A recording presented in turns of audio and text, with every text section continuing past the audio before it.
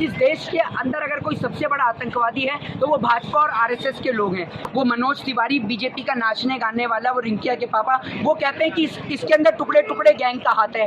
अरे सबसे बड़े देश के गद्दार और देश के टुकड़े करने वाले तो आप जैसे लोग हो, जो कभी हिंदू को मुस्लिम से लड़ाते हो, कभी सिख को ईसाई से लड़ाते हो, कभी शूद्र को वैश्य से लड़ाते हो, कभी ब्राह्मण को लड़ाते हो दलित से।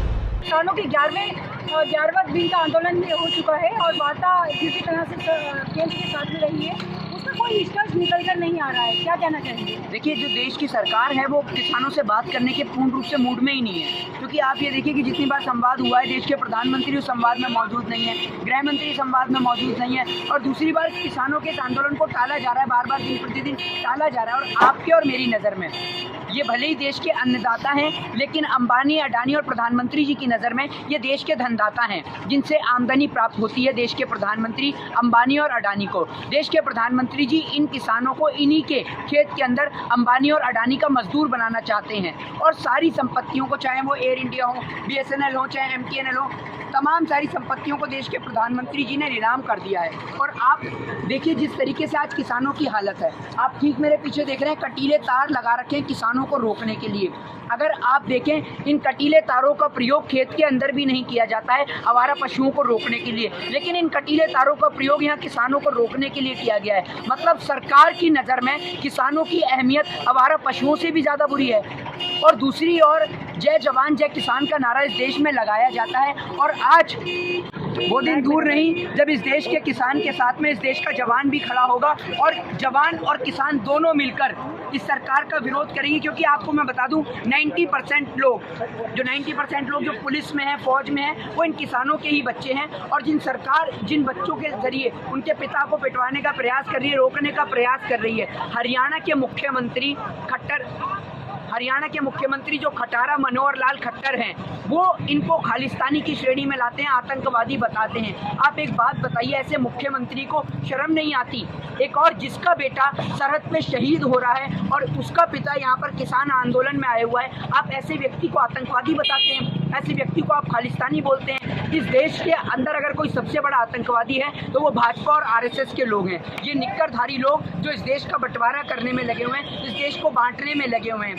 दूसरी ओर पौने 2 आंख वाले बाबा रामदेव, वो इन लोगों को कह रहे हैं कि बिना बात का आंदोलन है, किसानों को भड़काया जा रहा है। असल में देश के किसान को कोई नहीं भड़का रहा, और ये आंदोलन एकमात्र पंजाब हरियाणा का नहीं, ये आंदोलन उस हर एक व्यक्ति का है जिसका घर और परिवार खेती से चलता है। क्योंकि भारत एक कृषि प्रधान देश है और यहाँ की आधे से ज़्यादा आबादी कृषि पर निर्भर है। और भले ही किसान का घर भले ही छोटा हो, लेकिन इस किसान का दिल बहुत बड़ा होता है। इस किसान के घर से बारिश के समय में छत भले ही टपकती हो, लेकिन ये किसान फिर भी अपने अन्नदाता से कहता है, अपने ईश्वर, अपने वाहिगुरु, अपने अल्लाह से कहता है कि ये ईश्वर बारिश होनी चाहिए ताकि एक बार को मेरे घर की छत टपके तो वो चलेगा, लेकिन मेरे देश के लोग भूखे नहीं मरने चाहिए। तो ये देश का किसान है हमारे। सर, अपने विवादित बयानों के चलते कपिल मिश्रा ने एक और नया बयान दिया है जिसमें लेटर लिख के कहा गया है कि ये जगह खाली कराई जाए। इसके लिए क्या कहना चाहिए? देखिए, कपिल मिश्रा जैसे लोगों को हम लोग उनकी बात को तवज्जो नहीं दे सकते। और ये किसान की ज़मीन है, ये किसान ने अपने खून पसीने से इस ज़मीन को सींचा है,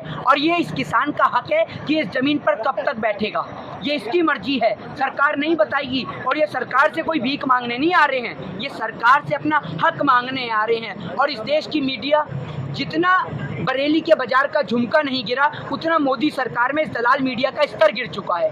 मीडिया बिल्कुल अपनी हालातों को पार कर चुकी है। आप ये देखिए, किसान कब से बैठे हुए, ये किसान आंदोलन कोई 10 दिन 15 दिन का नहीं है। इससे पहले 2 महीने किसान पटरियों पर भी बैठ चुके हैं रेल की, लेकिन इन किसानों की और कोई ध्यान ही नहीं दे रहा है। देश का किसान दिन प्रतिदिन परेशान होता जा रहा है। और आपको एक बात बता दूं, प्रधानमंत्री नरेंद्र मोदी एकमात्र सिर्फ कठपुतली हैं। इन मोदी जी को चलाने वाले अंबानी और अडानी हैं, जिनके हाथ की मोदी जी कठपुतली हैं। आप अंबानी जी सामने आइए ना, आप क्यों ये पीछे 50-50 का खेल खेल रहे हैं? आप सामने आइए, देश की जनता से बात करिए। देश के प्रधानमंत्री जी काशी तक जाकर किसानों को संबोधित करते हैं, किसानों के बारे में बोलते हैं। जब आपने किसान बिल के बारे में इतनी ही PhD कर रखी है तो आप आते क्यों नहीं हैं?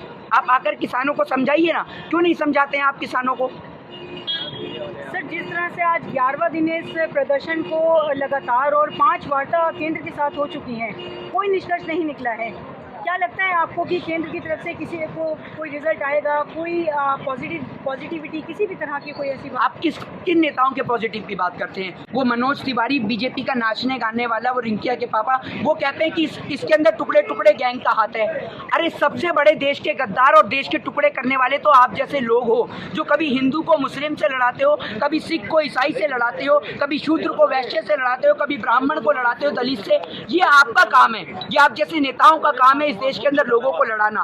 आम जनता का काम नहीं है। ये सबसे बड़े टुकड़े टुकड़े गैंग के लोग आप हैं, और इस देश के अंदर वो भारतीय जनता पार्टी के अनपढ़ जाहिल गवार नेता जो इसके अंदर भी चाइना और पाकिस्तान की बात करते हैं। आप ये देखिए, कटीले तार लगा के किसानों को रोकने का प्रयास किया गया है। अगर इसका एक चौथाई कार्य बॉर्डरों की हिफाजत के लिए कर दिया जाता तो चाइना कभी भी हमारी ज़मीन को कैप्चर नहीं कर पाता। लेकिन क्या करें, प्रधानमंत्री मोदी जी तो अपने ही देश के लोगों को मारने लगे, उन्हीं के ऊपर अत्याचार करने में लगे हुए हैं। किसान सिर्फ वोट के टाइम पे इन्हें याद आता है, उसके बाद इन्हें किसान याद नहीं आता देश का। यहाँ किसानों की जिस तरह से दुर्दशा देखने के लिए मिल रही है कि किसान ये लगातार प्रदर्शन कर रहे हैं, दिसंबर की सर्दी है, ठंड है, उसको ना देखते हुए भी वो लगातार अपने प्रदर्शन कर रहे हैं अपने हक को लेने के लिए, बावजूद उसके भी किसी तरह की सरकार के कानों पर जू नहीं रेंग रही है।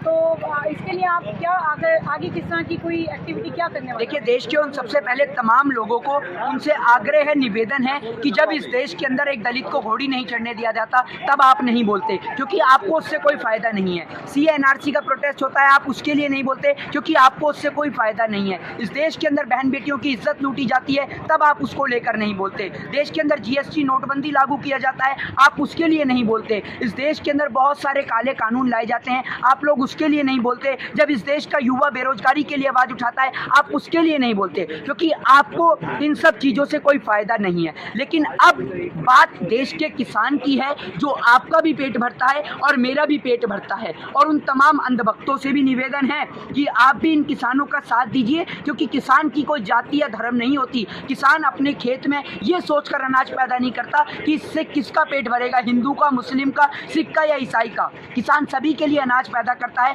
किसान तो इस सरकार के निकम्मे और नाकारा नेताओं का भी पेट भरता है और देश का विदेश तक के लोगों का पेट भरता है। और आज ये किसान खुद मजबूर पड़ा हुआ है इतनी कड़क की ठंड में, जब देश के प्रधानमंत्री जी अपने मखमली बिस्तर पे, अपने मखमली कंबल में सो रहे होते हैं, उस टाइम देश का किसान यहाँ पर सर्दी के अंदर रोड पर बैठा हुआ है और प्रधानमंत्री जी को बिल्कुल भी शर्म नहीं आ रही है। मेरा मानना है कि ऐसे देश के प्रधानमंत्री जी को शर्म आनी चाहिए और अपना इस्तीफा खुद ही दे देना चाहिए। सभी अहम खबरों के लिए न्यूज़ MX को सब्सक्राइब करें, साथ ही बेल आइकॉन को जरूर दबाएं। लाइक, शेयर, कमेंट करना ना भूलें।